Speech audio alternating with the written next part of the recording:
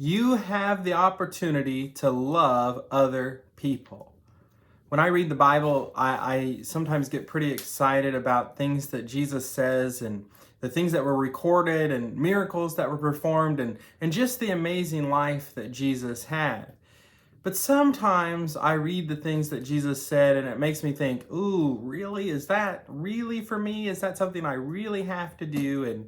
And when I read in Matthew chapter 5, there's a little thing that he says that actually has huge implications in our lives. And I want to share it with you today. And I think it's important for us to hear, especially for us to be happy in life, or for us to make a difference in other people's life. We have to understand this. Verse 43 of Matthew chapter 5 says, Jesus talking, he says, "You have heard that it is said, you shall love your neighbor and hate your enemy.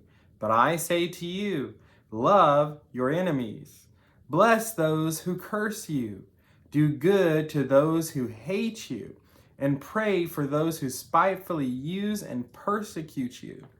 Now, when I read this portion of scripture, I'll be honest with you, some people come to mind, right? Like people that have not been good to me and people that haven't been good to my family. And I think about those people and I think, really, Jesus, is this what you want me to do is to love those people, to pray for those people, to encourage me to live a life of love towards those people? Seems like a pretty big ask. And I would say this, that when you really think about it, all of us have made mistakes. All of us have done wrong to another person. And I know that's true because we are human. We've all made mistakes. We've all sinned. And Christ is saying that he understands this. He understands that people have hurt us, that there are enemies out there of us that persecute us even. But he understood this in a real way because people hated him. They persecuted him to the point that they spit on him. They rejected him. They crucified him. And he lived a perfect life. No one had any reason to hate him.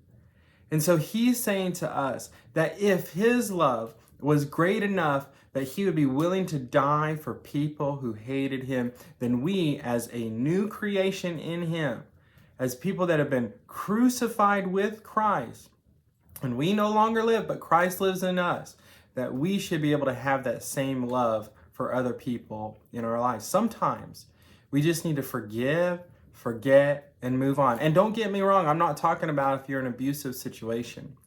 Sometimes what it says here that we can pray for those who persecute us, that's part of it. And we can love. We don't have to stay in a bad situation. I just want to make that very clear. That's important to know. But what our job is and what we are called to do is in our hearts, who we are, we need to make sure that we are at peace with God and we are at peace with man. That our heart's desire is to love other people. And when we do that, we make a difference in the world because we have the opportunity, even sometimes when we don't want to, we have the opportunity to share the love that we experience through Christ to other people. And that makes the difference for eternity sometimes.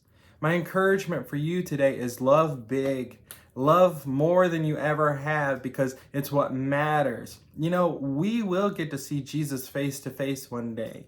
And we will get to see other people that have lived this life. And when we get to heaven and we see him, all of the things of this world are gone. It's over. It doesn't matter anymore. What matters is that we get to glorify God with our lives. We get to glorify God for all of eternity. We get to lift him up.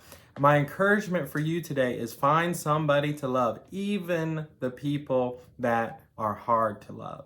Have a great day, and we'll talk to you soon.